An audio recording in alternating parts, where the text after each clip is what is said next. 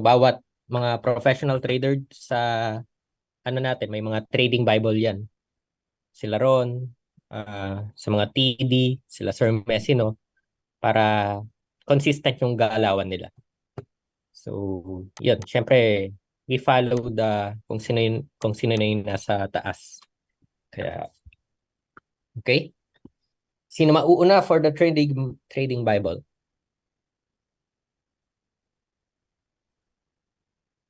Uh, Yan, dyan na. Wala, ako na.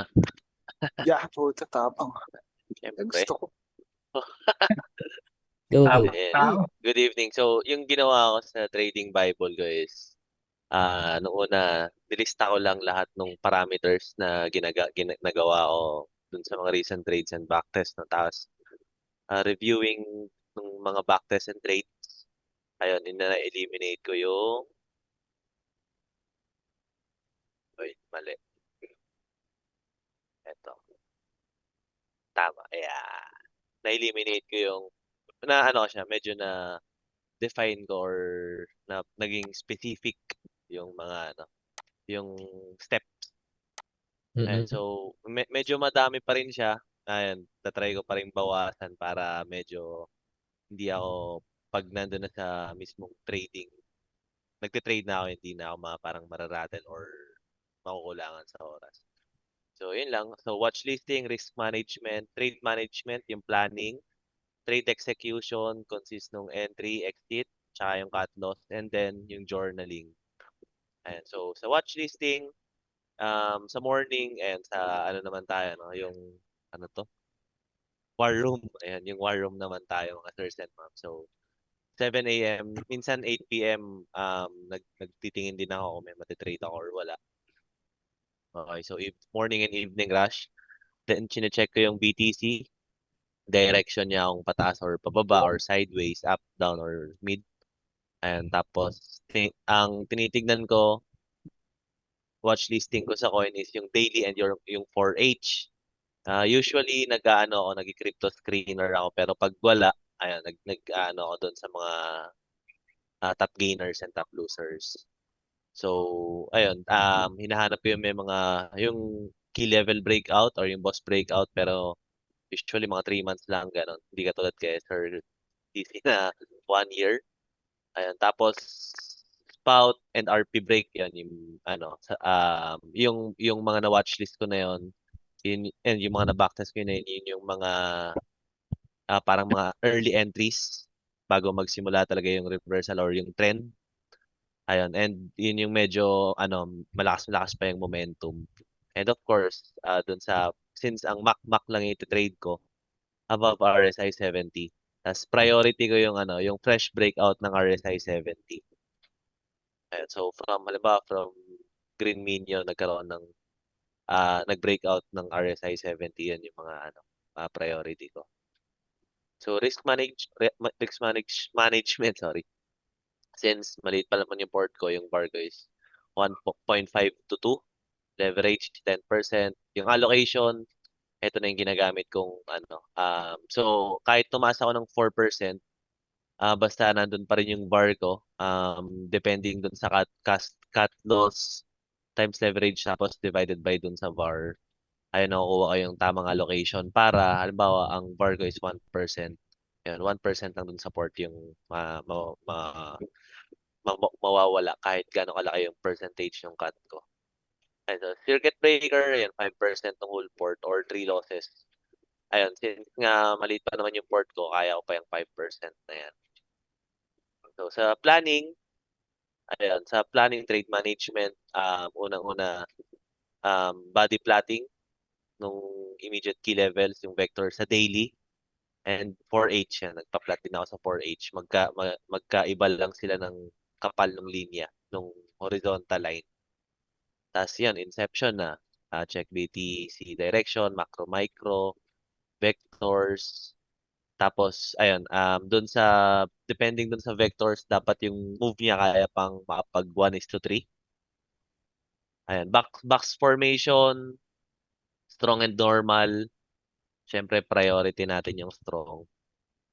Trending, up on up or yung up on side.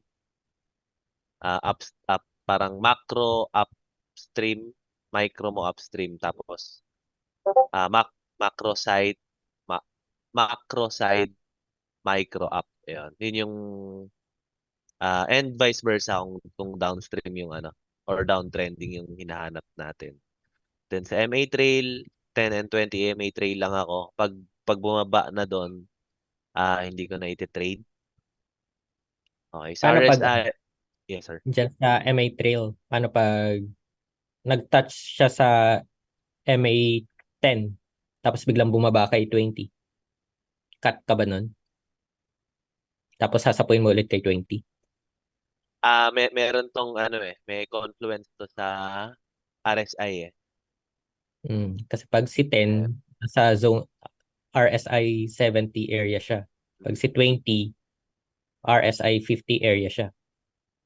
So kasi parang during execution, yes, tatama muna siya kay MA10. So tapos sabihin natin, ah nasa area 70 kasi malakas yung momentum. Kung napakat ka ba doon kay MA10, ang next na bababaan niya si MA20, maglalaro ulit yan. mm. So parang sasapuhin mo ba ulit siya sa MA20? Yes sir. Kung halimbawa nagkaroon ulit ako ng yung waltz na pattern, ayan, Walt. kukunin ko ulit yun. Mm, okay. Hanggat Gets, hanggat gets. hanggat hanggat okay pa yung structure niya, hindi ko tatanggalin doon sa ano sa watch list ko. Okay. Ayan. So, ayan, RSI above 70 pa rin, higher time frame. Kung Mach 1, above 70 sa 1 hour, no? Tapos sa lower time frame, which is 15 minutes, kailangan naglalaro siya sa zone 3 and 4. Ayun, tapos yung variation, di ko naman to masyadong tinitignan na ano ko lang to kasi minsan nakikita ko rin siya. Pero kung trending and hindi siya ganun ka sideways pa sa lower time frame, hindi naman siya lumalabas. Ang importante itong gateway breaks, 50, yung 70. Ayan. Or kahit yung RSI resist na break niya, ayan, okay din yun. Then Fib, dapat naglalaro lang siya 38 to 23. So, kung, ayun, sabi ni Sir CC kanina, kung 10 EMA, dapat above RSI 70, dapat Fib 23 siya, parang ganun. Kung 20, kahit basta above RSI 60 siya, and then 38. And so, after nun, pag nakagawa ko na yung inception, define ko na yung trigger ko, tsaka tapos magsiset ako ng alert either pag mag-touch na sa MA trail, doon sa RSI, or pag nag-breakout na siya nung box or nung candle. Then, look for confluences din sa SNR. Then, ang setup ko, ito, Mac setup lang. Mac 1. Mac 1, volts 1 and 2 sa lower time frame plus pulse. Ayan. So, One. sa trade deck, ayan, questions mga sir or comments. Yung execution mo, saan yung execution time frame mo? 15 minutes. 15 minutes 15. ako. So, parang 15 minutes sa volts. Parang kumbaga, kung 15 minutes na sa tawag dito, stage 1, yung MA10, saan mo tinitingnan yung MA10 trail? Sa 1H. 1H ako. 1H Yan. MA trail. Tapos, ang dapat bago ako entry, magpo-form siya ng volts. Ayun, lower high area muna. Kasi pag sa 15 minutes, um, Onso siya. si, and parang, kinuha ko pa rin yung momentum doon. Nakakat din ako doon eh. Halimbawa, sa 1 hour, meron na siyang 2 candles na umangat, then nag-conso sa 15 minutes. No, pero Mm. sa 1H, parang malayo pa siya sa MA trail niya. And Mm. sa 15 minutes, medyo maganda siya. Halimbawa, nag-form na siya ng lower high, sumalo na siya ng EMA 10. Ayun, ako doon, nakakanta ako doon. Pati sa backtest ko, medyo mas okay pag malapit sa MA trail si higher time frame before entering Mm. dun sa lower time frame. Tama Ayan. naman. Gets, gets. Pero ano pa rin, continuous update pa rin naman to based dun sa magiging backtest and trade execution. So, ayun, sa entry ko, lower time frame 15 minutes, check BTC movement pa rin. Ayan to, way to go near MA trail, confluence with price support and RSI reset, and sa higher time frame ko in 1H. Higher time frame na lang. Tapos, antay ako ng Waltz na mag-form siya ng lower high area. Then yun, entry na. Entry on pulse, either candle break or micro box break. Usually, pag micro box break, ano na to stage 2 na. Hmm. Ayan. Usually, stage 2 na siya. So, ito yung natanong ko rin nung last time kung kailan entry ng, ano ba to, intra or closing ng candle. So, pag intra, ayan, above RSI 70 siya or nasa extreme. So, pero pag below RSI 70, sa 15 minutes, antayin ko na lang yung closing para medyo mataas-taas yung conviction. Then, ayun, enter on pulse, retest sa stage 1 tranche. Tapos, pwede rin ako mag-tranche ulit sa midpoint break. Stage 2 pala, sorry. 1 to 2. Ayan, tranche din. Sa breakout, hindi na ako mag-entry kasi ano, hindi ko maano yung risk ko doon, parang masyadong mataas yung risk. Pag sa breakout ako nag-entry and 15 minutes kasi, so kung breakout entry mas okay sa akin kung higher time frame. And tapos trade ko yung structure, hindi yung kandila, observe lang kapag may breakdown siya sa 15 minutes, nagbe-breakdown doon sa candle pero hindi doon sa mismong box. Observe lang. Then, ayun, wait for lower high area trail and RSI reset. Ito yung pinaka-confluence ko sa before ako entry. Sa exit ko, Teka, sell. teka. Tito. Yes, sir. Ilan yung entry possibilities mo? 3? Pulse, Ito. stage 1, Stage 1. stage 2, 3. Dalawa lang. Ay, hindi. Tatlo. Kasi, actually, apat nga yan. Either microbox or candle breakout. Let's say Pero hindi ka split pa naka-enter rin. ng Waltz 1. Meron akong So, tranche ng, ito pala, sorry. Tatlo nga, sorry. May pulse retest pala ako na entry.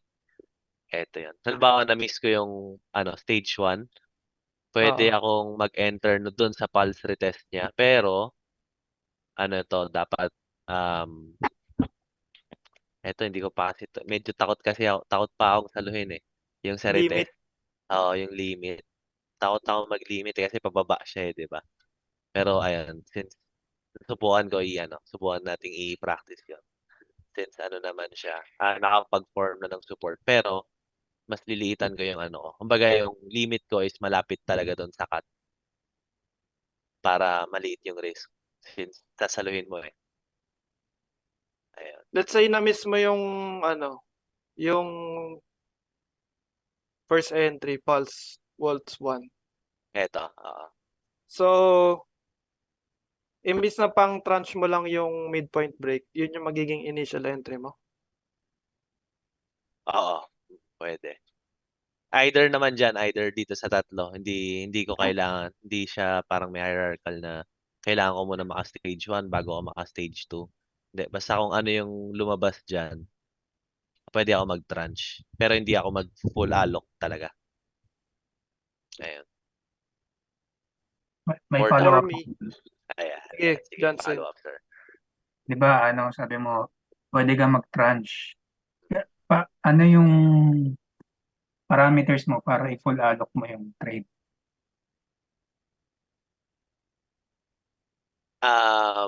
Sa isang entry, Hmm. right now, wala pa akong ganun. Hindi ko pa tinitignan. Pero, halimbawa, naka-enter ako sa stage 1. Kapag nag-midpoint break, ayan, pwede ako mag-full alo. Pero, ayan, mag-a-adjust yung ko nun, yung cut loss ko nun. Since, na-break na niya yung isang, parang, may na-break na siya na isang structure. Tingin ko pwede ko nang iangat yung ko nun Yung, adjust yung allocation ko. Adjust yung trail ko, yung cut ko.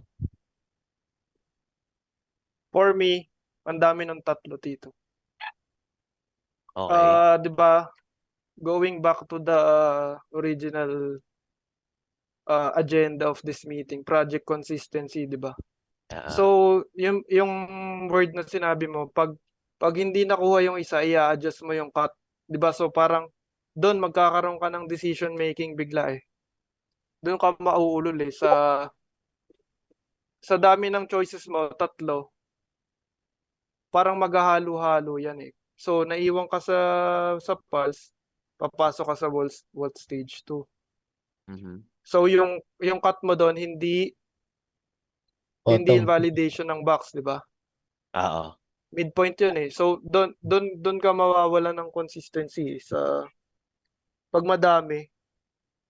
So, I suggest pili ka ng isa. Focus tayo sa isa. Okay, sige. At kapag, yun nga, malapit si stage 1 kay midpoint, parang pumasok ka sa stage 1, parang konting angat lang nun, midpoint na eh. Kung lalo na pag yung structure mo kasi, waltz continuous pattern. So maliit lang yung niya, box pag Mhm. ine-execute Okay. yan. So Sige, baka sige. Note yan, mga puro weak sirs. lang, parang ganun. Baka whipsaw lang, no? Kaya adjust ko yung cut ko Hmm. agad kung Okay midpoint sana na. kung from stage 1 to breakout, parang ganun. Okay. So, pero yan kasi or nagte-trail. Iba yung trail. Kasi parang iba pa yung breakout ng midpoint. Iba din yung parang nagte-trail sa midpoint ng mga doji-doji. So parang ang gumagawa nun sino sa pastor. Puro code name kasi kami. So anyway, yun. Iba kasi yung pag-breakout, lalo na anong klaseng breakout ba to? Exact. At the exact moment na DB50 breakout, pasok or end of candle. Yan. Magdi-depend pa rin dun sa RSI kasi lower time frame eh. Kung sa 1H, may mga ganong entry ako pero tinanggal ko kasi yun eh. Yung ine-entryhan ko ng intra sa 1H, pero pag invalidated yung pulse, nilalabas ko ulit. Tinanggal ko yung ganong entry ko. So magfo-focus muna ako sa lower time frame na entry para mas maliit yung risk. Mm. Ayun. Sige lang. Ayun, sige. May question pa. Kung wala, continue muna ako. Sige. So, ayan. Sa exit ko, usually 75% pala to. Yung immediate na daily key level or eclipse. Ayun, mag-sell na ako ng 75% and yung remaining trail stop na yun. Tranche ulit yun. Or ano yun, either RSI break or MA trail break sa 1H. Ayun. Cut loss, technical cut below box bottom. Tapos um, yung cut loss ko kahit mag 5% pa yon, basta naka-RRR ako na 1:3, i-adjust ko lang yung allocation ko based dun sa VAR. Ayun. And time cut, ayun, max na yung 20 candles. Kung 10 EMA, ako nagte-trail um, 10 candles kung 20, kung EMA 20 candles. Sa 1H yun, sa 1H. Ayun, so yun. Journal, every night nag-journal naman ako. Ito, kailangan kong gawin yung reflection weekly and monthly. Then, doon sa journal ko, kasama yung screenshot ng chart. Sa screenshot ng chart ko, nandun na kasi yung inception eh. So, hindi ko na siya kailangang ilagay mismo doon sa journal. Then, went wrong, went right siya, what to improve. Ayun lang mga sirs. So, ano pa naman to? Tas, sinabi ni Sir CC kanina, volume, parang version 1 pa lang to. Continuous update pa to based dun sa magiging result ng trade ko sa August and the backtest. Yan. At least ngayon alam ko na yung mga hanapin ko. Ito yung pinaka-importante sa akin. Watch list. Ayan. May comments ba kayo mga sirs? Paano natin to i-improve or questions? Yun lang yung ano, Tito, yung Eto, yun nga ito, yung ito, isa. ito. Kasi pag during entry, halimbawa naghahanap ka ng entry. So, doon sa tatlong choices, magkakaroon ka bigla ng crossroads eh. Anong gagawin ko pag ito na, yung midpoint na? Anong gagawin ko pag ito na? So, wala yung automation unless master mo na yung tatlo na yon Okay, na, sige. 'di ba? Kasi magkakaroon ka bigla ng analysis within the analysis pa nung ano eh, during execution. Doon papasok yung ano eh, yung gulo. Okay, For noted me, dyan. in my experience, ganun. Kasi, 'di ba nga, ang dami mong ano, ang daming pwede. Hmm. Mag-iisip ka na naman sa kalagitnaan. Eh kung well-defined to down to the single detail na yun lang muna for now, hindi ka na mag-iisip. Ihintay mo na lang yung resulta na ano after. Okay. 'Di ba? Kasi ito, okay, nag-pulse. O ihintayin ko ba yung retest? So napapaisip ka na naman. Ililimit ko ba yung retest? Saan ko ikakat kapag syempre during that time bumaba nag-retest, 'di ba? Ibig sabihin, nag-pull back. So may isip mo, ala, kaya ka natatakot mag-limit, 'di ba? Kasi baka invalidated na pala talaga. Well, kung in the first place defined na 'yon lahat, wala ka nang ikakatakot. Yep. Agree, sir. Sige, Yun noted lang yan. naman. Basta sa akin, yun nga. Yung ano rin, parang dalawang MA yung inaano mo, MA10 and MA20. Mhm. So parang usually yung dating experience ko cut sa MA10.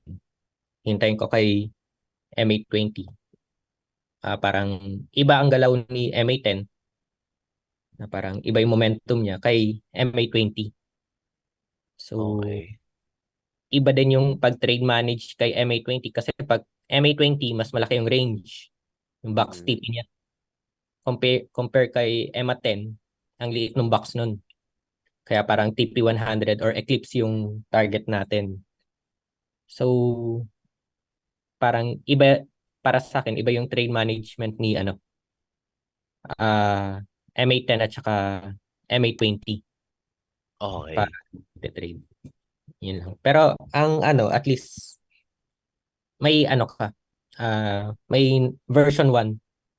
So parang puliduhin na lang during execution. Tapos makikita mo, ito hindi ko kailang i-eliminate. Ito, Ayan, yes, correct, sir. sinasabi ni Pareto principle, ito hindi ko nakakalito tong si DB50, depende sa execution mo. Mhm. Okay, and backtest. Yan. Pero nevertheless, goods yan. Good. Hindi ko pa Ah, lang siya nagawa nung katulad dun sa parang may pagka-flowchart pero gagawin ko yun para mabilis makita, hindi katulad nung magbabasa pa ako. Oo, hmm. yun pa pala. Ayan. Simplify mo to. Yep. Pa isang tingin, nandun na. Simplification Sige. Ayun, thank you mga sirs. Yun lang sa akin. Kung wala na kayong question, next na. Okay. Basta inote mo lang din yung mga missed trades. Kasi ngayon, alam mo, dapat lahat ng 3-month boss breakout, kinukuha mo. Which is yung mga 3-month boss breakout, ang lalapit ng mga resistance nun, kung titignan. So, Oh, make sure lang yung next key level niya, mala 12% up pa bago mo kunin. okay. Okay? Yes. Okay. Thank you mga sirs. Magna-nominate na ako ng next. Next. Ako na. Kasi baka dumating si Tracy. Go, Rap. Let's Luluto. go. Thank you. Isend sa akin kasi handwritten. Send ko sa chat.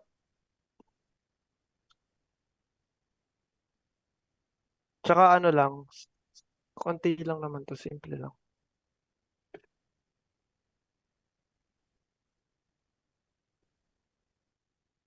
Paano ba to? Pwede ko pala to i-share, no?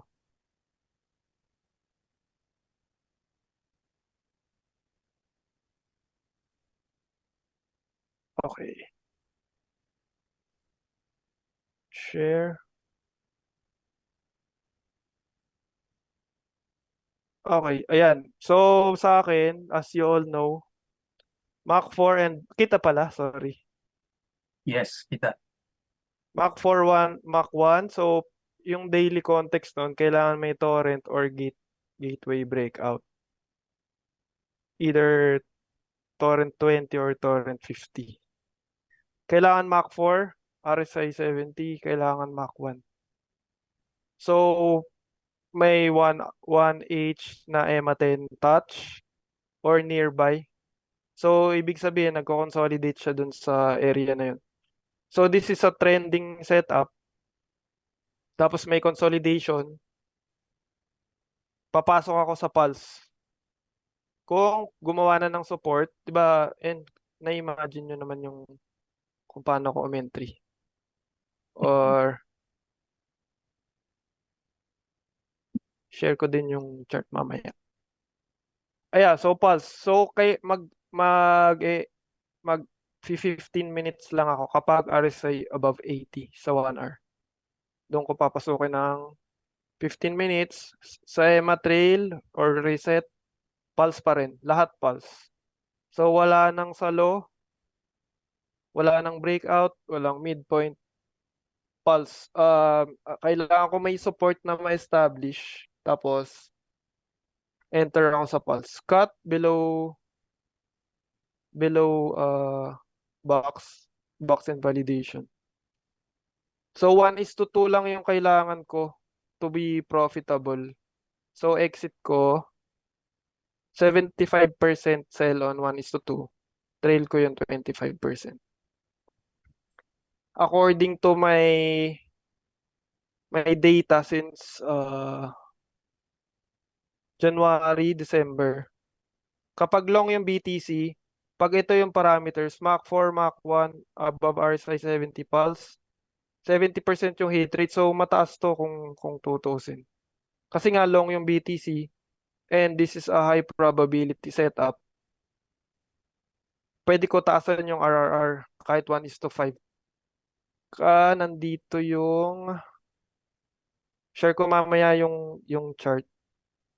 So, pag sideways, mababa, 44. Pero, ang minimum RRR nun, 1:2. Meron chart mamaya yung RRR and hit rate ratio. Ito naman, for some reason, hindi ko maintindihan kung bakit kapag yung Mac daily din, mas mababa yung hit rate ko. Kahit long din yung BTC, so 42%. So this is around 70 trades. Ano yun, Rap? Pag ano yung di mo maintindihan pag daily? Mas mababa yung hit rate kasi asa na yun? Sorry. Hindi ko makita.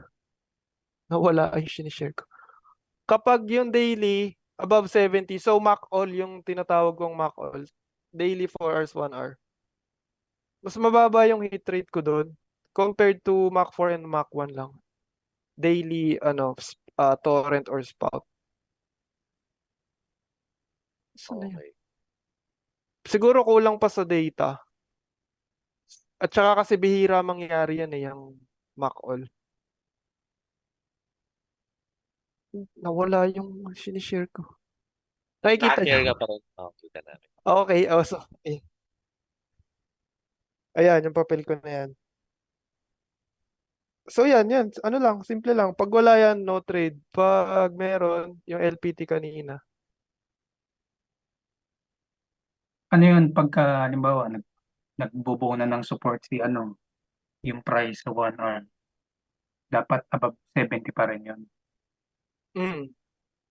Pag 68 yan, pass. Iwan, pati pamilya. Ganun talaga. Kailangan Sure. ko, yun yung binibuild ko na discipline and consistency. Hindi nga discipline consistency.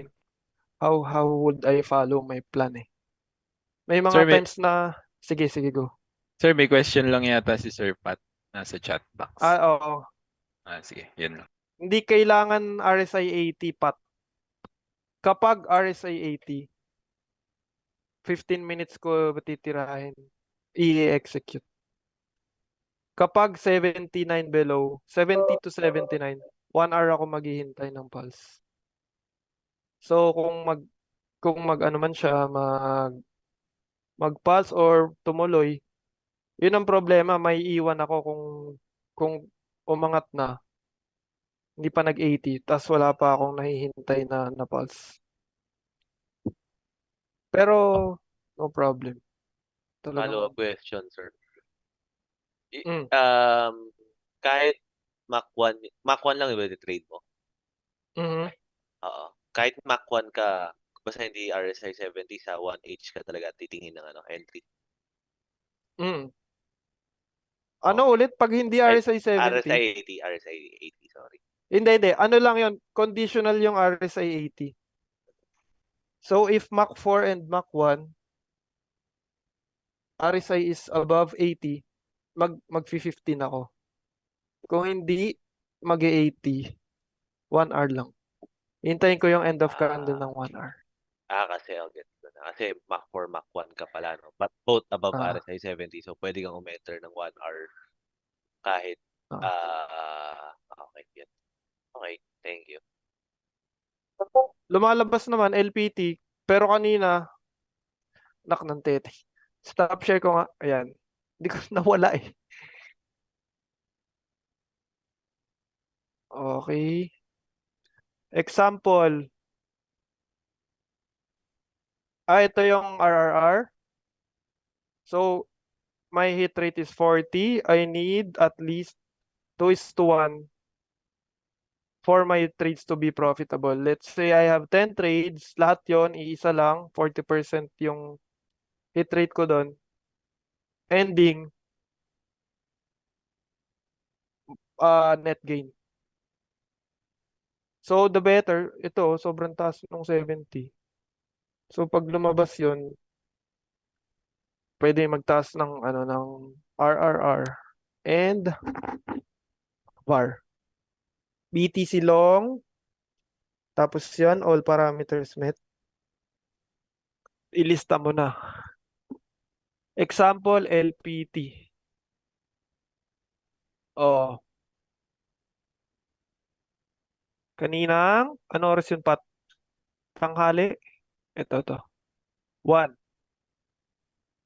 4H. Daily din pala to, daily. Nag-spot sa daily, RSI 70. 4H, RSI is 92. Taas.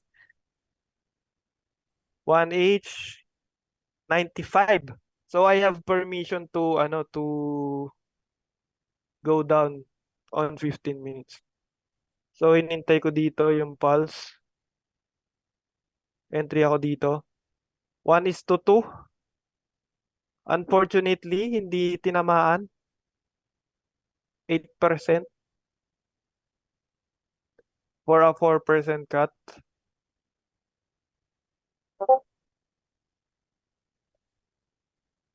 Wala. So meron din akong profit management clause nandun sa pictures. Pwede ko pala to i-drag dito. Sabi doon, if price closes above 4%, set cut loss to break even. So sinet ko na break even. Dito siya nabenta. Pero thankfully may funding rate 1%. Panalo pa rin. Oh, ito. Yan, daily quota. If price closes plus 3%. Ano sabi ko kanina? 4. 3 pala. Set to break even. Or, if RRR is 1:2. Ito yun. O kaya pag nag-breakout sa 1 hour. Ayan. Classic example. I have my exits. I have my entries. Tapos kailan ako mag-a-adjust. Strictly 1:2 muna. May binabawi akong small drawdown. Tsaka sobrang sideways ng BTC. Ayun, yun lang. Yan, kung napansin natin, yun nga, parang may mga if else, if RSI 80, I can switch to 15. So, yun naman yung maganda. Parang hindi basta nagrarally yung isang coin, si-switch ka agad ng 15 minutes. So, parang yun din yung maganda kay dun sa rulebook ni Tapos may if din na paano pag hindi tumama sa 1 is to 2. So, accepted dapat na break even. Hindi tumama sa 1 is to 2. Ganun yung nasa rule. Tapos yun nga, adjust na lang tayo ng adjust. Version 3.0 na to ni Rap. So, in the future, mag-adjust ulit yan. Hanggang So, 100. nevertheless, okay naman yung yung rules define naman. Ay, meron pa pala, hindi ko nasulat dito, sorry. Time stop, nagta-time stop ako. If, ano yung trade ko na time stop? Magic.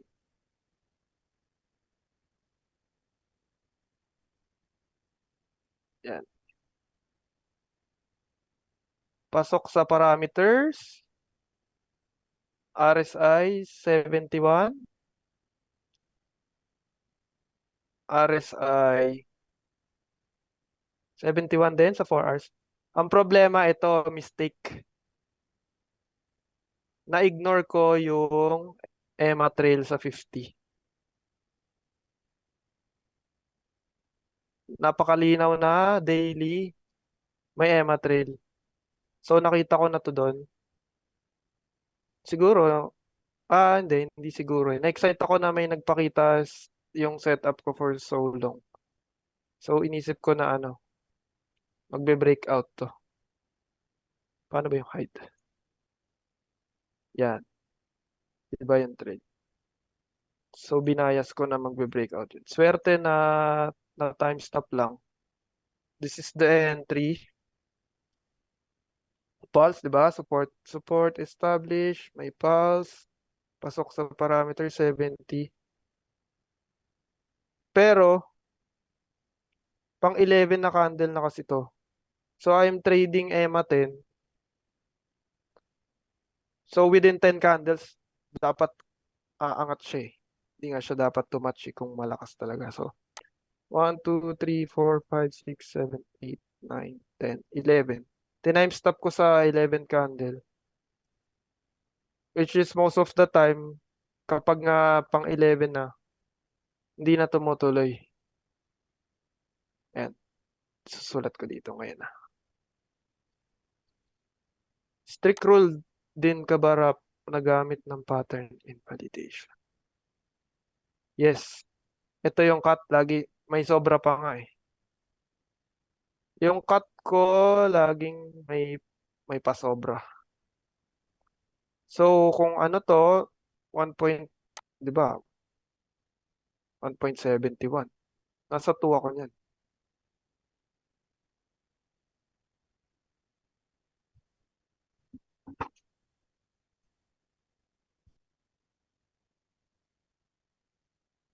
Hindi ako nagli-limit, sir. What? The market to? Sa Binance. Hindi, nakaset na to. Bago ko to orderin. Ito, di ba, market? Ay, di, bago ko i-market, may advance button yan, di ba? Kaka-copy price ko na to. Ito yung cut. Tapos si 1:2. Hindi, ganito ako. Yung TP ko nasa malayo. Ayun, nandun. Nandun yung TP. Pero pag nabigyan na ako ng position, isa-set ko yung 75%. Meron sa Binance yan eh. Ay, ayan. Isa-set ko ng sell 75% dito. And then trail the rest. Yun.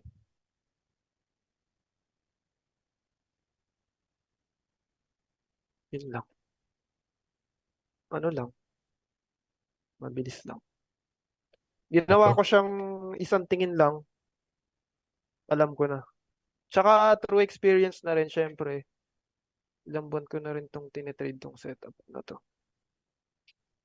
Alam ko na yung hinahanap ko, alam ko na yung gusto kong i-trade. Inception, screener, nakalagay din dito. Yan. Araw-araw na naman ako nakikita. Ayan. So, magandang kuhanin yung hit rate para we're betting on our numbers. Hindi tayo nanghuhula na kikita ba ako this month? Kakayanin ba natin? O saan ba ako entry? Ayan. Sinend ko na rin to sa inyo. No. Johnson, Wala Zumba. na. Ah, Zumba. Wala na. wala na. Sa akin wala na.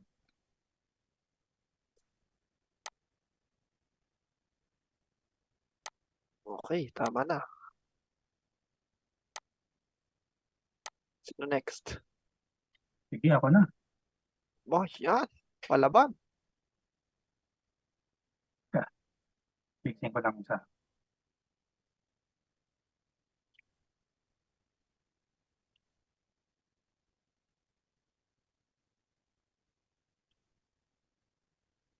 wala. Nasa Tarlac ako. Kita na. Kita, Yan. kita. Ito, hindi siya kasama sa Trading Bible. Parang separate siya doon kasi yung Bible ko in general. So, ito more on specific siya for a specific setup lang. Yung ibang rules, hindi ko na siya sinama kasi nandun na siya sa Bible. So, anyway, ang napili ko for now is H4 swings tapos EMA 10 support. So, ito, watchlist parameters. Ito yung mga gusto kong makita. Either dito sa tatlo. Halimbawa, ito lang. Pwedeng magkaroon ng key level break pero hindi pa 70. Pero eventually susunod yung 70 kung malakas yung breakout. Pwede rin magkaroon ng spout or torrent. And then sumunod yung ibang parameters. So, para sa akin, itong tatlo magkakapatid yan. Pwedeng sabay-sabay silang mangyari or pwedeng magkakasunod sila. So, kailangan makita ko yan. Pagka nagtingin ako ng coin, dapat makita ko yan. Next one, ito. Uptrend MAs on daily time frame. Minsan kasi kapag nag-pullback, may mga pullback na daily na pati yung MA sumama, parang nag-downtrend din. Pero ayoko yun. Parang gusto ko, kung magkakaroon ng pullback yung daily, gusto kong makita yung MAs uptrend din. Para kung titingin ako sa lower time frame, yes, yung ibang lower time frame, yung ibang hourly, pwedeng bumaba. Pero kasi ang setup nasa H4. So that's part of parang cons nung trading H4 swings. Next, screener. Pinaghiwalay ko sila kasi pagka nag-screener ako, pwedeng magpakita yung mga parameters pero hindi ito napapakita. Pwede kasing umangat lang pero pag dinignan mo sa daily, sideways pala. So ayoko yun. Kaya pinaghiwalay ko sila. So ang screener ko, H4 din, yun yung higher time frame ko. Gusto ko makita ay matin support. Mag-support yung RSI 60 level and above. So yun yung range ko sa RSI. And then of course, uptrend yung MAs. Sa confluences naman, gusto ko mas maganda kung may parallel SNR. Especially kung meron kasi yung mga trending na tapos merong small box sa left side. Parang kumbaga nagkaroon ng RP o kaya pag tinignan mo sa lower time frame may vector. Yun, para sa akin okay yun. Tapos pareho kami ni Sir John. Gusto ko rin yung mas maganda para sa akin pagka tumatama sa mga Fibonacci retracement. So 236 and 382. And then naglagay din ako ng yellow flag tsaka red flag. Since ang gusto ko EMA 10, swings on EMA 10, nagiging yellow flag sa akin kapag yung price nagsusupport between EMA 10 and EMA 20 nung higher time frame, which is 4. Red flag naman kapag incongruent yung chart indicators ko. Actually, hindi ko pala nalagay yung lower time frame, no? Pero may parameters ako na nilagay or meron akong parameters for higher time frame and lower time frame. Kumbaga, parameters when it comes to indicators. Ano lang yung gusto kong makita. Kung incongruent silang dalawa, ayaw kong i-trade yung coin. Even if sa parameters ko, nakita ko tong mga to. So, yan. Yellow flag, pwede pa rin naman, pero magbabago yung allocation or magbago yung VAR. And then next, entry strategy. Ito medyo broad pa siya kasi pinapractice ko pa kung gusto kong kumuha ng numbers kung saan ako pinaka-komportable at kung saan pinaka-okay sa akin yung setup. Pero ginawa ko yung entry na marami yung entry based on backtest din to. Pero articulate din kung paano ko i-manage yung capital and yung profit. So, dito tayo sa aggressive entry. May aggressive entry ako kapag yung higher time frame, yung H4, nag-touch sa EMA 10, kailangan ko rin ng confluence sa lower time frame. Actually, entry strategy ko or entry time frame ko, M15. So, bukod dito, meron din akong gustong makitang confluence sa lower time frame ko, which is H1. Hindi ko lang nalagay. Anyway, ang gusto kong makita, either dito. Yan. Magkaroon ng divergence yung M15 or RSI 30 support or breakout. And then, ito yung entry strategy. Yan. Kaya ko nabanggit kanina na mas maganda kung may parallel SNR kasi aggressive to eh. Pagkaupo niya, maghihintay ako ng maayos na consolidation, doon ako papasok.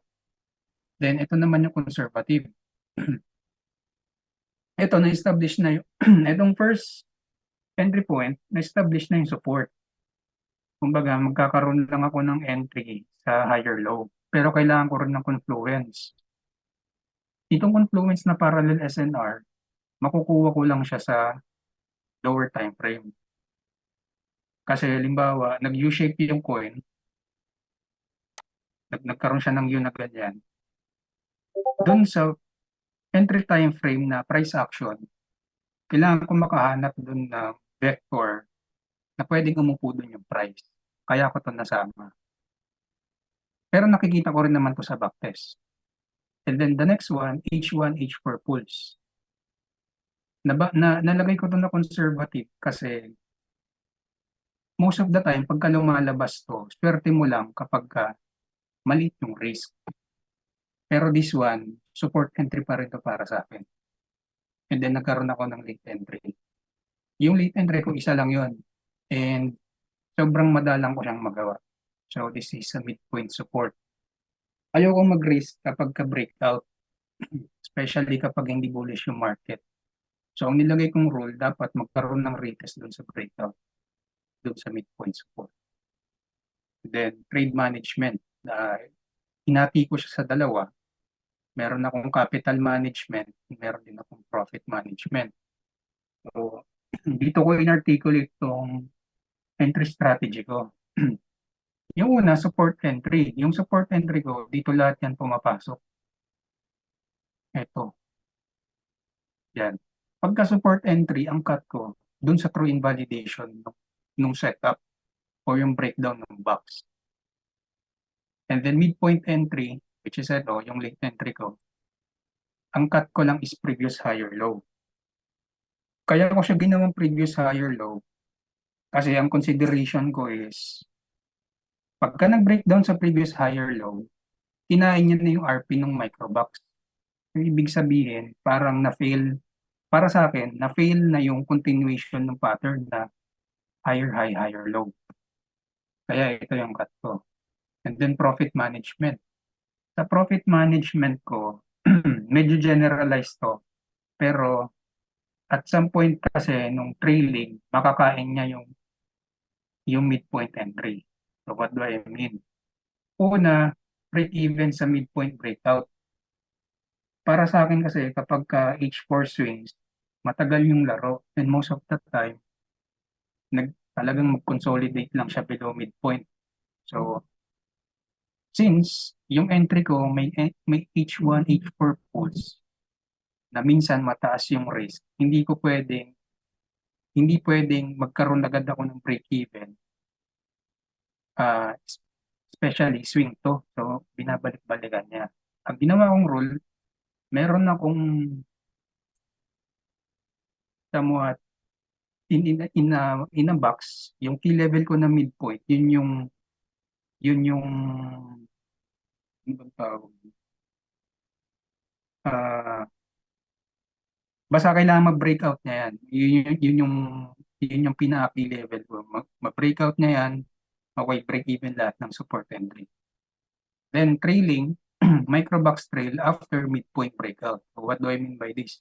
Pagka midpoint breakout, pwede kasing mangyari to. Ito, nag-breakout, tapos sumuport. So wala pang box. Pag breakout niya ng box sa midpoint, then tsaka na ito tatakbo. Microbox trail. And then eventually, trail lang siya ng trail kung masundan niya yung higher high, higher low pattern. So ito na yung sinasabi ko, nakakainin niya yung midpoint entry. Kasi eventually, pag nalampasan niya yung midpoint entry, doon pa lang mag-break even kapag ka nagkaroon ng microbox breakout above midpoint. So kaya ito, nakain niya to. Dahil dito. Yan. So selling naman, ito kasi medyo hindi pa ako masyadong articulate dito kasi may dalawang option eh. Meron kang option na selling rule when it comes to bullish or bearish yung market. Tapos meron ka ring selling option kapag ka neutral yung market. Kasi sa mga para sa akin, yung mga observation ko, syempre key level yun eh. You need to respect the key level. Pwedeng mauna yung key level kaysa dun sa TP100 or yung eclipse mo. Kailangan mong benta dun. Pero ang ginawa ko muna dito for the sake of discussion and magkaroon din ako ng version 1, gumawa muna ako ng sell ng eclipse or key level if RSI is below 70. So ibig sabihin sell all lahat yan. Close lahat ng trade. Pero ang condition nito, lahat ng trade ko dapat minimum 1:3. So nandun yun sa trading Bible ko. Hindi ko na siya sinama dito pero 1:3 ko. Then next, partial sell on eclipse or key level kapag ka above RSI 70. Ibig sabihin may momentum. Ang goal ko dito, mabenta ko yung 75%. Then the rest, trail ko na yung H4 candle or H1 box formation. Kasi H4 candle, pagka tumingin ka sa lower time frame, pwede kang, makikita mo yun na box formation. And ganun din siya sa M50. So, ba't ganito yung entry strategy ko? Anyway, parang ganito siya. Yan, ganyan. Ganyan ko tinitingnan yung chart. Pero bago ako mag-multiple time frame, dapat nagawa ko na to. Itong part na to. Dapat meron na akong idea na ano yung nangyayari sa kabuuan. Daily, H4, H1. At saka ako mag-multiple time frame mag-multiple time frame sa chart. So, meron akong H4, H1, and 15. And then, yun, kaya ko nabanggit na kailangan ko makahanap ng parallel SNR. Kung titignan mo dito, para siyang RP. Ito. So, kaya may aggressive entry. Ito yun. Microbox. And then, ayan, meron na akong ginagawang yung mga entry 1 ko, ano yung entry 2 ko. Ito, higher low. Higher low entry on pulse. So, yun, either magkaroon ako ng higher low, depende sa ginagawa ng depende sa vector or parallel SNR na makita ko, or magkaroon ako ng bullish divergence sa entry time frame, which is yung M15. Yan. Trading Bible naman, medyo pasulyap lang. So yan, Trading Bible ko ito.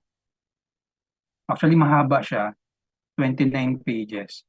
Pero meron akong ginawang slides na in a general sense, ito lang yung titignan ko. Titignan ko man lahat ng page na yan, siguro after a month or so. Pero ito nga, parang ito yung pinaka-summary ko. So meron akong strategy pag bullish yung market, meron din sa bearish, meron din akong neutral to bullish, then meron din akong neutral to bearish. So trading strategy, business, tapos self-mastery strategy. Yun lang. Yung sa entry lang, not sure lang. Mga during execution kasi yun yung napapatanong. Ano ba to? Conservative, aggressive. So madaming during execution kaya yun nga. Kung M15 lang. Kung H1, may H1 and H4 pulse ka pa eh. Ito sir. So, baka lang during execution madaming Pero sa data naman during execution magkakaalaman. Mas okay na may data na rin. Yung sa profit management naman, okay naman yun. Parang ang maganda naman kasi wala namang natatalo sa nagbebenta. Parang kung ito yung version 1 natin, mas maganda mag-reflect yung equity curve mo tumataas eh. Kahit nga maliit na benta yan, tumataas yan. Kesa na pinipilit natin yung top, pero equity curve mo naman lubog. So, mas madali kang makapag-adjust ng nagbebenta. So, okay lang naman as of now na magbenta kasi kumukuha pa tayo ng data. So, parang trade to win rather to be right. So, parang ganyan yung sa nakikita ko sa profit management mo. Nevertheless, good yung profit management part. Thank you, sir.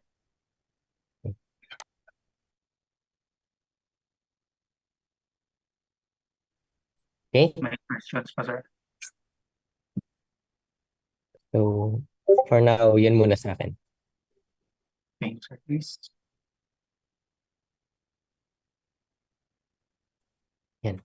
Share ko na rin muna sa akin. Baka biglang tawagin ako.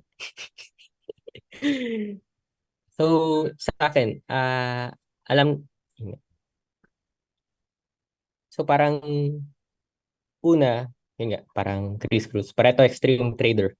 Kaya tinawag na Pareto Extreme. From Pareto Principle, ginawa ko pang 90%. Kasi, yun nga, yung background ko ay BC. Na parang, yes, I can execute 15 minutes pero kailangan kong hintayin yung structure niya within 15 minutes. Parang umalis lang ako within 1 hour mag-drive, mag-form ng structure. Hence, hindi ko siya mate-trade. So, mag-gym ako, hindi ko kaya makita yung, yes, nakikita ko yung structure during gym. Kaya lang, wala ako sa right moment to execute. So, kaya Pareto Extreme. Nanggaling yun sa The One Thing. Kung napansin nyo, yung galaw ko talaga sa ay naka-align sa The One Thing na libro. One thing sa gym, one thing sa family, one thing sa business. And during trading, one thing. So, Pareto Extreme, yun nga. Go even smaller, find the vital few. Tapos, yun yung puruhan ko. Kaya parang hinanap ko yung, ano ba talaga yung best of the best conditions sa akin. Kaya parang, yun yung pumapasok yung multi-time frame analysis. Pag long, ang best of the best, higher time frame 70. Yan yung nasa RSI 70 na say daily. Execution time frame, dapat nag-zoning lang sa 70. Ibig sabihin nun, ang area niya ay 70 to 55. Tapos mag-up. Yun yung parang si EMA 10. Nagte-trail doon si EMA 10. Kaya parang sinabi ko, iba si EMA 20 at saka iba si EMA 10. Yung better, yan yung EMA 20. Na pag bumagsak kay EMA 10, nag-fail si EMA 10, sasapuin niya ni EMA 20. So, hindi ko napapansinin si EMA 20, dun lang ako focus kay EMA 10. So, higher time frame daily, tapos in-eliminate ko na yung 1 hour and 15 minutes. So, ibig sabihin, dalawa na lang tinitignan ko. Higher time frame daily, RSI 70. Then, si lower time frame, 4 hour. Yun na lang tinitingnan ko. Kung hindi siya nagzo-zoning sa 70, ibig sabihin hindi ko siya matatrade kasi ibig sabihin hindi siya tumatama kay EMA 10. Ganun lang yan. Next, BTC. If sa 4 hour ako nagte-trade, parang so zino-zoom out ko lang naman yan. Tinitingnan ko kung nasa na ba siya. Kung wari, dito sa left side, up on side, up on side, up on side. Ibig sabihin, pag up on side, yung context, importante sa akin yung context. Saan ba nanggagaling si BTC as of that moment?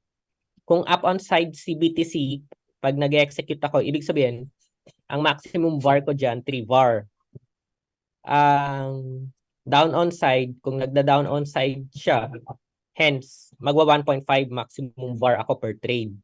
So, kung wari, dito sa last month, up on side, tapos ngayong as of this moment, down on side. So, at least, madali lang yung it's either down or side or up or side kasi nagko-console lang naman si BTC.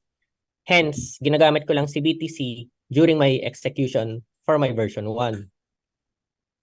So, ang next ay watch list. Ang watch list ko lang ay breakout ng 52-week high and with RSI 70. So, para madali. So, kung wari, dito kay OP, yung mga color red na yan, kung sa daily, ito, all-time high, yan, dapat trade ko yan. So, ito, 52-week high, all-time high trade. Tapos, pasok sa RSI 70, itong candle na to. Yan na yung daily time frame, higher time frame. Then, dyan na ako bababa sa lower time frame execution. So, once na nakita na yan, ang next ay, ano ba yung hinahanap kong candle na parang para mag-entry? So, dinefine ko rin na ito lang yung hinahanap kong, ano ba yung itsura ng candle? Kasi yun nga, iba't ibang klaseng breakout or iba't ibang klaseng candle. I execute at end of candle. Ibig sabihin ng end of candle, nakita ko na yung itsura niya. Kung nagte-trail yan sa EMA 10, doji, hammer, spinning top, tsaka shaven head. Yan yung mga entry trigger ko during entry. So, pakita ko lang din yung hindi pala yan. Hindi ko makita. Discord.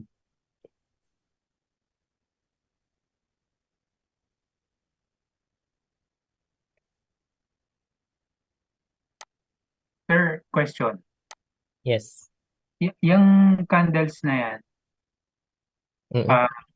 especially yung hammer, Ay. spin, top, Wait, shaven. sorry. May tumatawag. Sorry.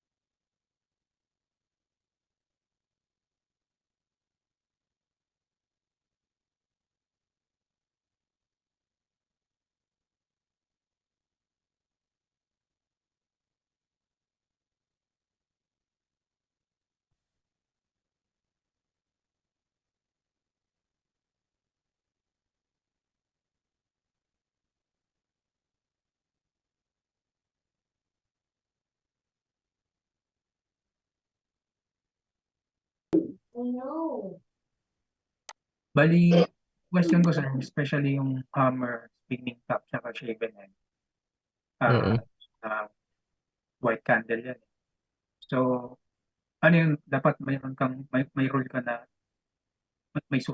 may before that, parang black candle, gano'n. Yes, may rule ako bago ko papasukin yan. So, ang rule ko ay nag-a-avoid ako yun nga. Parang first touch ng RSI EMA 10, avoid. So parang kung wari, ito, yung ganitong first touch, ina-avoid ko yan. Dapat second touch na cute candle. Kaya dapat ma-define ano ba itsura ng cute sa'yo.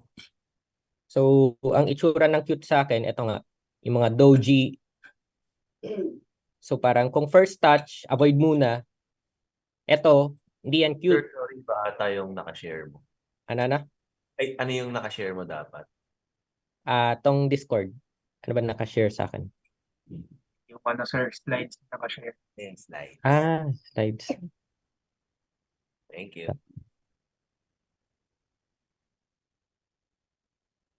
So, teka, nasan ba yung Discord? Keynote. Wait lang, wala. Yes.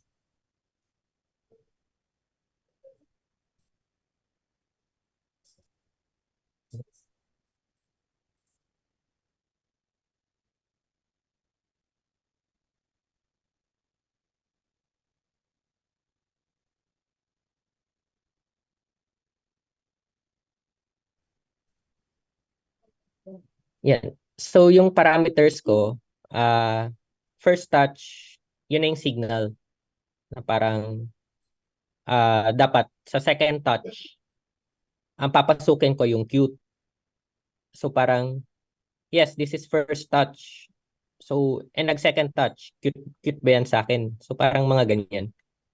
So, ang mga cute sa akin, yun nga, doji, yung mga ganitong klaseng kandila. So, nakadefine kung anong klaseng kandila yung hinahanap ko para masabi kong cute yung isang kandila. So, eto, hindi cute sa akin kasi hindi naman siya hammer or cute candle. So, yun. Pero dapat mag-first touch muna bago ko pasukin mga kandila na to. Eto, pasok sa cute na kandila, itong tatlo na to. Yan. So, pakita ko pa yung sample ng cute. Parang dito, first touch sa EMA 10, hindi ako pumapasok sa, hindi ko dinedefine yung nagpo-hover. First touch, maghihintay ako ng second touch, subalit wala na.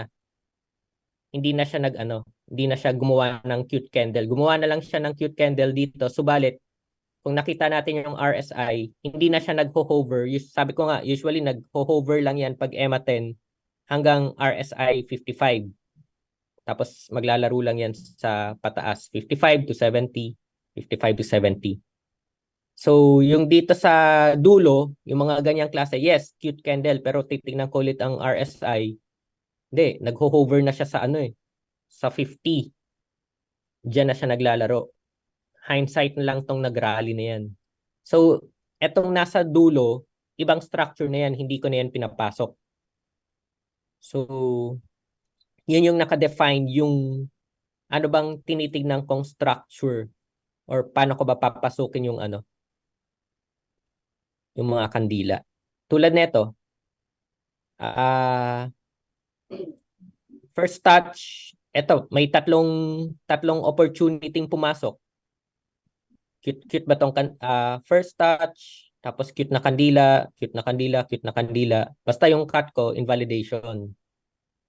Wait for end of candle. Tapos, iba din yung itsura ng structure neto. Ito, range trade. Pag mga ganyan, yung malaking box. Kung range trade, sell at TP. Pero may mga structure din na ganitong, na right shoulder na konso, pero maliit. So, pero nag-hover lang yung RSI niya sa 55 to 70. Yan, hovering lang yan.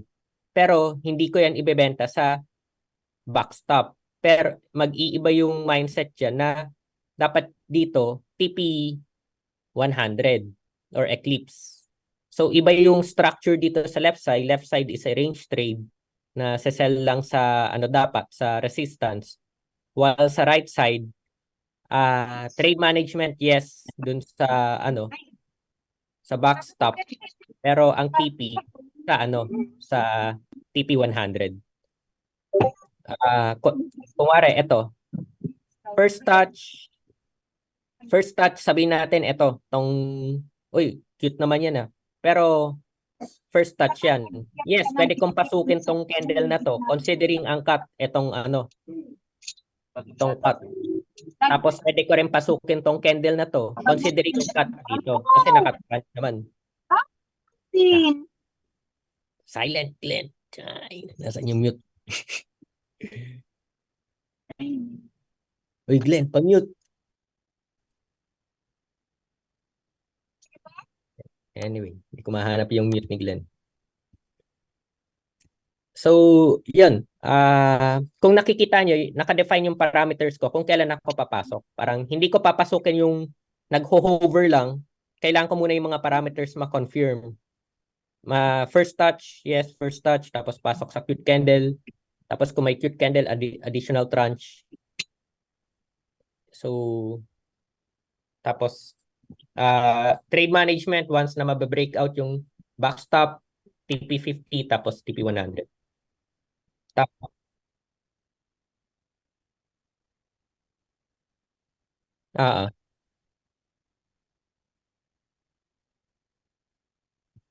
hindi, same lang. Parang, syempre, kunwari, during this time, BTC is up on side. So, ibig sabihin, 3 VAR. So, first tranche, ano lang yan, 1.5. So, 1.5. Tapos, ang cut ko dito sa baba. Second tranche, 1.5 ulit kasi may calculator naman tayo. So, alok yan. Ibig sabihin, pag nakat ako dito sa second tranche, nakaano yan? 3 VAR. So parang, kung napansin nyo, ang risk is around, sabihin na lang natin 5%. Potential reward is 80%. So that is 1:4 RRR. If I'm risking 3 VAR, kung potential reward, silent muna natin si Glenn. Asan yung saglit. Stop share. Mute. Balik ulit sa share. So yun. Kung napansin nyo, kung 3 VAR yung ni-risk ko, ang potential reward niya ay 5. So that is already 15% port recovery. Sa business side, ang mindset ko, sabihin ko may 1M ako. So 15% of 1M is already 150,000 pesos. May 5M ako, 15% of, sabihin na lang natin 10%. 10% of 5M is already 500K in just one execution. Kaya naka-mindset ako, Pareto extreme. At the same time, ang sakit kasi sa site kung yes, nananalo ako sa 3-month boss breakout, tapos binabalik ko lang ulit sa ibang boss breakout. So, kaya nakalimit lang talaga ako sa, tawag dito, sa 52-week high. Kasi may nagmamaterialize na 52-week high, parang sa loob ng isang buwan, mga 4, pero sapat na yung 4 na yun para sa aking pangangailangan na At the same time, yun nga, kaya ko pang yung site ko during the time of execution, kaya kong bombahan kasi wala pa naman akong tinatrade Kesa na yes, nag-trade ako, tapos nanalo, tapos 3 talo, tapos natalo ulit. Medyo nahirapan ako sa site ko na ang daming execution, pero yung iba natatalo, yung iba nananalo. So, kaya in-eliminate ko na yung ibang setup. Kung wari, ito, si XRP. XRP, dito ko lang dapat siya tinitrade. Itong part na to sa daily. Pag bumaba na, dapat iniwasan ko na yan. Kung wari, ito, yes, ang dami kong alam na execution, tinitrade ko pa to, nanalo na ako dito, natalo pa ako dito sa So, parang binalik ko lang yung Pero kung titingnan natin, may may pattern. Kung wari, ito, range trade. Na parang pag ano dito, malamang napabenta ako dito kasi trade management ko pag lumagpas ng DB50, dapat ano na yan, naka-trail na yan. Pero kung tutusin, yes, nagmamaterialize din naman siya eh. Na parang kung ito walang black candle na to, di ba? You're risking 3% for a potential reward of 12%. That is 1:4 RRR. Tapos naka 3 VAR ka. So naka 12% value port recovery. So kung 1M yung port ko, 120,000 just for this execution. So XRP, yun nga, during this moment lang siya ko dapat tinetrade. So, malaga nung execution. Ito yung na-execute ko nung last time, yun nga, si Com. Na parang, ito siya sa daily, RSI 70, ito, hindi pa to nangyayari, dito ako nag-execute. Pag sa 4R, ang itsurahan niya after, kaya yung mindset dyan, kaya 52-week high at RSI 70, katulad ni, sino ba yung nagra-rally recently? Anong coin yun? YGG. Ba? Sinashort mo nang sinashort yung lakas-lakas ng momentum yan. Mas madami pa yung na-gain ko siguro pag nilong ko yan. So, hindi ko kinakalaban yung momentum. So, kumbaga ito, yes, black candle yan. Pero pag nag-black candle kasi yan, sa itsura niyan sa 4-hour time frame, sinasapo yan ng tawag dito, EMA10. So parang, kumbaga stop and go yung mindset niyan kung sa daily time frame. So yes, nag-stop, nag-pause candle. Ayan o. Parang, sinapo ko siya dito, nag-15 minute pa kasi ako yun. So anyway, parang first touch, kung hindi ko man siya nasapo dito, itong candle na to, dalawang cute candle, kahit first tranche, second tranche. Kung ang risk mo lang 2%, 2% for a potential reward of 12% or 11%. Sabihin mo lang 10%. That is already mathematically 1:5 RRR. Quote-unquote na kaagad. Isang tamang execution lang, parang sapat na sa akin for...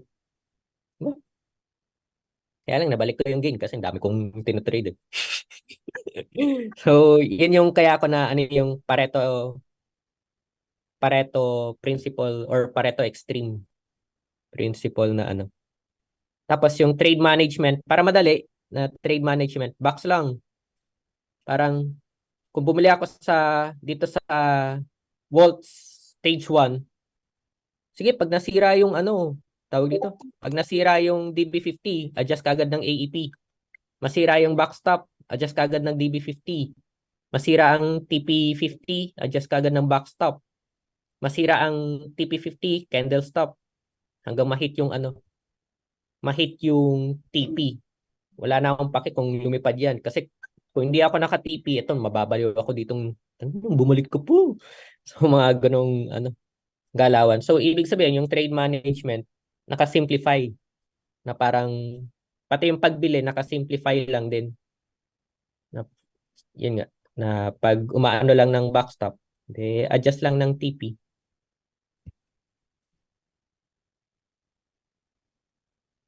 Tapos ito yung mga half-ass na half-baked setup na parang, dito dapat papasok ako. Kaya lang, subalit, below RSI 70 na kaya to. Pero nagte-trail. So dyan, sa backtest pa lang, pass na yan. Kasi naka half-baked setup. So ito yung isang sinabi kong pasok yung parameters, first touch, papasok ako dito. Tapos, tinamaan na niya yung backstop. Dapat naka-break AEP cut na ako or DB50. Tapos nag-materialize ulit yung isang niya dito. Parang cute candle. Siyempre, papasukan ko yan pero nag-failed. Kasi ang mindset ko dito, parang pag ganitong structure, TP 100. So, pero nag-failed. So, at least, one tranche lang to. Usually, ang execution ko ngayon, 2 tranches. Kung hindi ako naka-execute ng 2 tranche, tapos lumipad, okay lang. So, malaga nung approach. Bali, sir, dalawang 1.5. 1.5 Ah, bar. yes, 1.5 VAR yung ko. Yung execution. Ayan. May question ako, sir, sa halimbawa, parang, di ba may instances na, kumbaga parang sinungkit lang yung support, yung na-identify natin na support. Mm-mm. Paano yun? Paano yung clause mo doon na, siyempre, madalang yung trade. Mm-mm. So, papasok ka ulit. Ano yung instances na papasok ka ulit? Ay, saglit lang.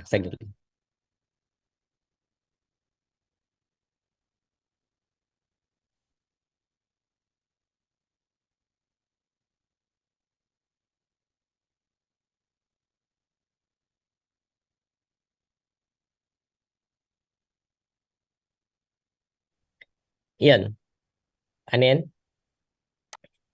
Hello. Hello, sir. Mm-mm. Yung instances na na dumidikit, yung nasusungkit yung cut loss point natin. Mm-mm. Di ba may mga instances na ganun yung price action. Nasa halimbawa, may entry na tayo, tapos for some reason na nasungkit yung cut, Mm-mm. pero yung idea ng price o yung structure ng price, buo pa rin na sinasatisfy niya pa rin yung parameters natin dun sa setup. So Ang since madalang yung trade natin, paano yung thought process mo and paano ka ano yung instances na gagawa ka ulit ng re-entry sa coin? ang maganda naman kasi dito, I'm executing 4R. Tagal pa kayo ng 4R. So, ibig sabihin, nababalik ko yung neutral state yung sarili ko. So, maghintay ulit akong 4R. Sabihin natin nasungkit. Tapos naging naging hammer. Bumalik, binalik niya. Uy, cute candle ba? Hindi, pasok ulit. Pero, nangyari yun after 4 hours na. So, yun yung parang kaya ko in-eliminate yung 15 minutes. Kasi 4 hours eh. Bumalik na sa neutral state yung ko. Hindi na ako naghahanap ng iba pa. At saka, yun nga, kaya naka-tranche, di ba? First tranche pa lang kaya to. Yung yung dineploy ko. So, in terms of psych, protektado pa yung psych ko during that time. Rare na, naka-trade, naka-risk manage pa siya. Tapos 4 hours pa next na execution. So, goods lang. Thank you, sir. So, yan. Ibabalik ko lang sa sa share para madali na.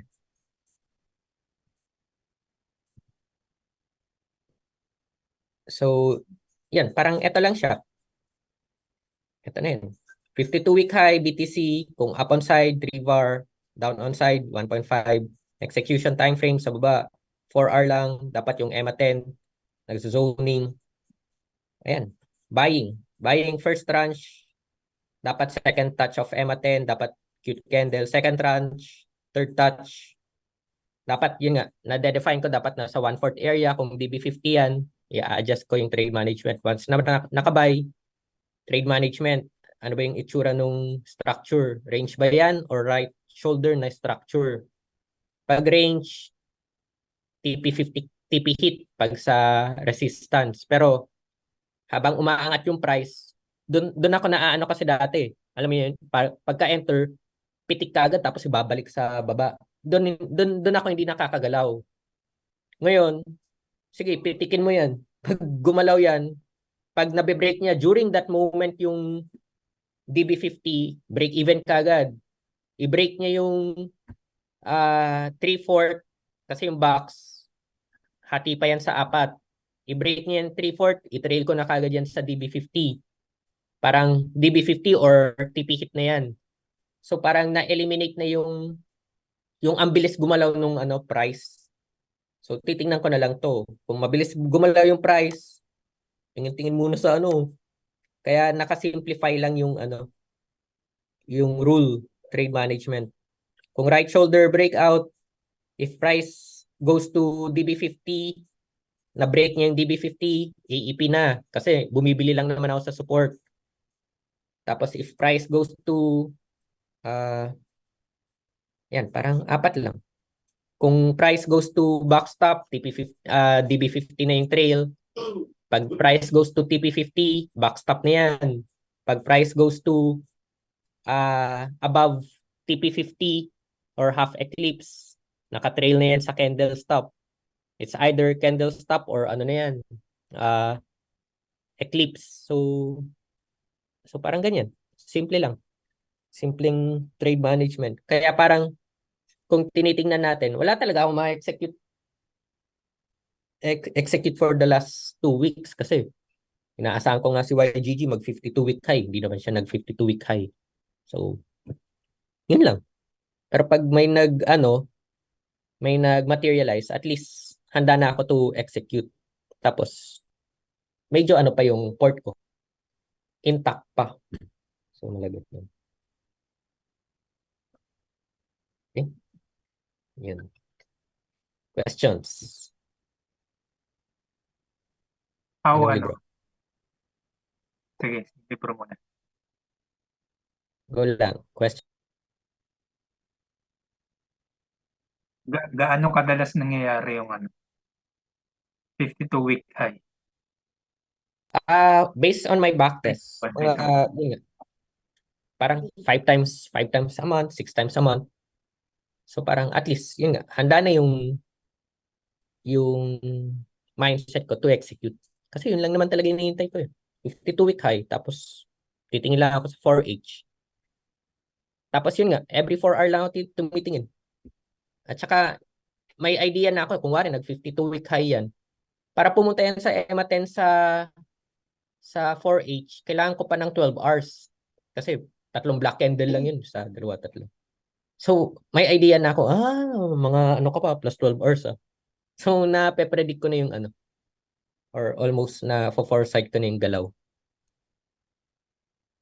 Ano yun, sir? Yung ini-screener mo o weekly nag-scan ka nung Once na nag 52-week high yan, nasa na yan, laging almost top gainer.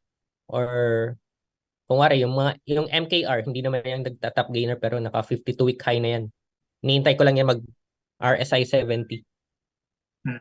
So, Kaliwat ko nga rin.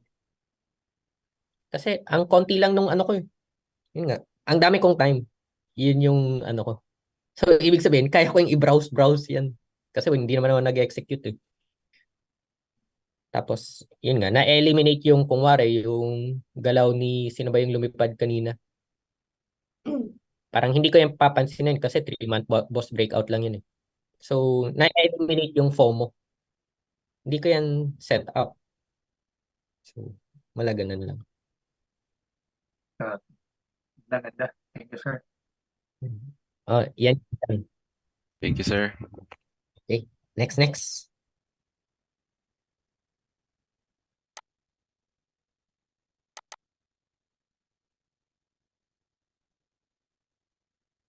Na. Kita.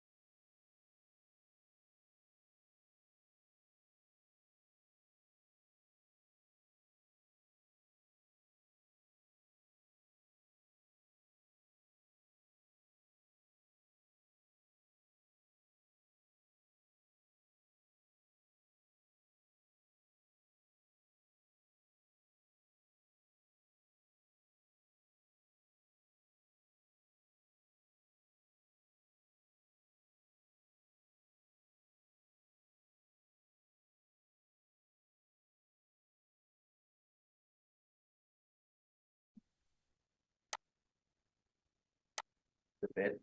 Thank you. Question Thank mga you, sir, paano tinitreat yung eto yung trade ni ano, paano niyo tinitreat yung mga kasi 'di ba yung ah, watch listing is pag-boss breakouts. Pero may mga nakita kasi ako na hindi pa nagbe-break pero nag-break na siya ng RSI 70 pero yung price hindi pa siya nagbe-break.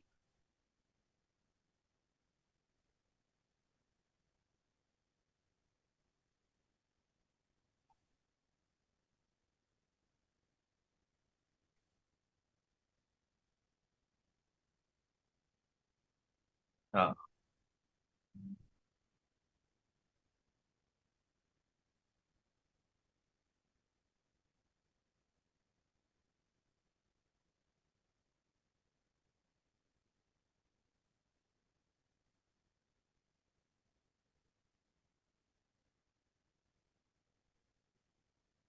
okay.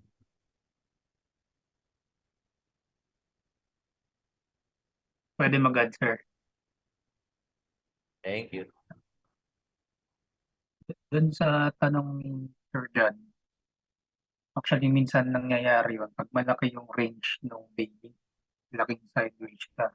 Pag binat mo yung range, pwedeng nangyari kasi na galing siyang support ng range na yon, pinasag niya yung midpoint. So, pwedeng yung midpoint, hindi hindi defined yung key level ng range, pero dahil nagdat ka ng box, merong midpoint, and then doon nagkaroon ng RSI 70. Tradable siya, pero depende sa profile mo and depende rin dun sa sa sinet mo na parameters para sa sarili mo. Kasi hindi, kahit H1, H4, di, actually tradable siya, yung mga ganong coin. Sa akin kasi, Oh. Hindi, di ba ang tanong ni Sir is RSI 70 pero hindi pa nakaka-break ng ako level. mag-break sa RSI bago si price, parang gano'n. Yung sa akin kasi, Pwede naman yan. Oh. nakikita ko na pag maganda yung consolidation niya near doon sa baka nag-break yung RSI tapos sa 4H no nag-break RSI 70 tapos hindi pa nagbe-break yung price. Tapos pag bumaba ka ng 1H, maganda yung consolidation. May possibility na tumuloy pero ayun, wala, tanong ko lang kung paano niyo hinahandle.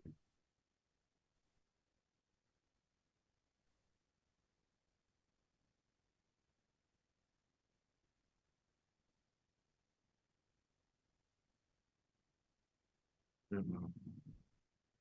Ah,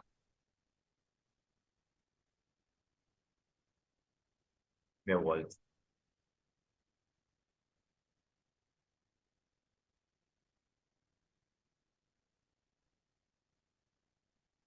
Okay. Oh, sige. Tingin sa inyo.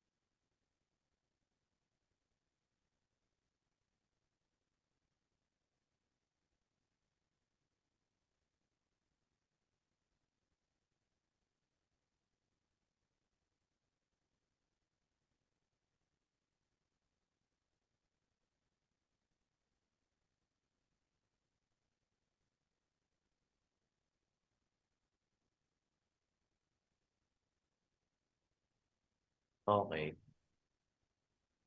Actually, sir, dyan din sa example na yan, lumabas din yung tanong ni Sir John. Oo. So, Etong before nung vertical line mo, Mhm. nag-break yan ng RSI 70 sa H4. Pero, yung kay level sa daily, hindi pa niya nag-break. Pero tradable, di ba? Kasi umangat eh.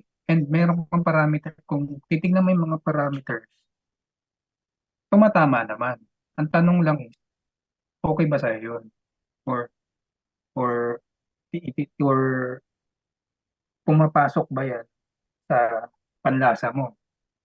Kasi, yes, pwedeng hindi mo i-trade, pero dun sa iba na kino-consider na range trade yan, or trade hanggang resistance lang, tradable siya.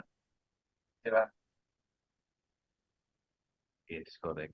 Sa trading profile mo pa rin talaga pagdedepende. Hmm. Okay, thank you sa clarification mga sirs. Thank you, sir.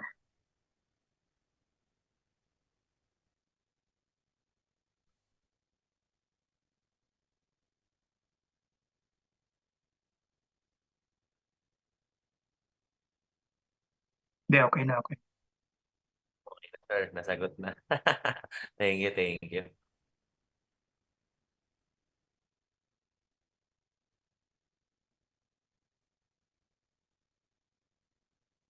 Sa akin, okay na. Okay na rin sa akin. Thank you.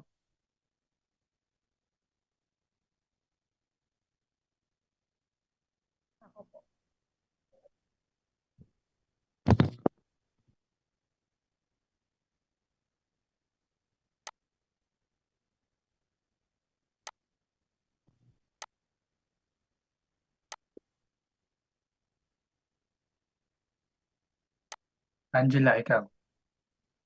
Okay na.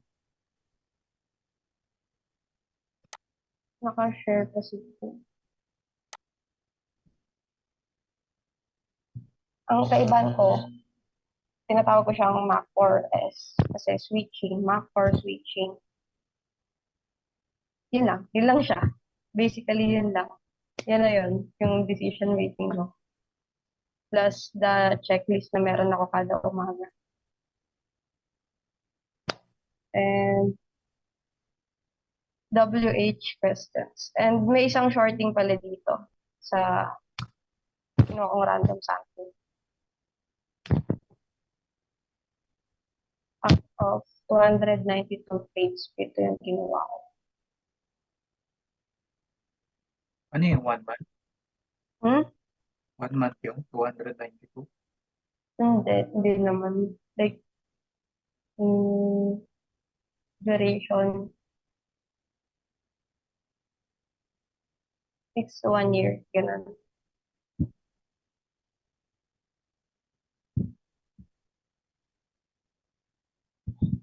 Yun siya.